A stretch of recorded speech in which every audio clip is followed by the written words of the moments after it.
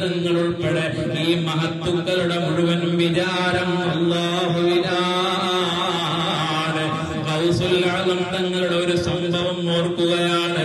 49 മക്കളുള്ള ഗൗസുൽ ആദം തങ്ങൾ അവിടുത്തെ അവസാന സമയത്ത് വാർദ്ധക്യ സഹജമായ രോഗങ്ങൾ അലട്ടിയിരുന്ന, മരണത്തോട് മല്ലിട്ട് കിടക്കുന്ന സമയത്ത് ഗൗസുൽ ആദം തങ്ങളുടെ മുഴുത്ത മകൻ വന്നുകൊണ്ട് ചോദിക്കുകയാണ്, കൈഫ അസ്ബഹത യാ അബീ, ഓ പിതാവേ അങ്ങയുടെ രോഗം എങ്ങനെയുണ്ട് ഉപ്പാ?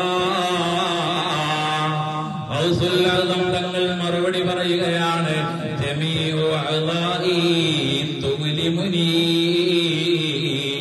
എന്റെ എല്ലാ അവയവങ്ങൾക്കും വേദനയാണ്. എന്റെ കൈകാലുകൾ വേദനിക്കുന്നുണ്ട്, കൺപോളകൾക്ക് വേദനയുണ്ട്, മുഖം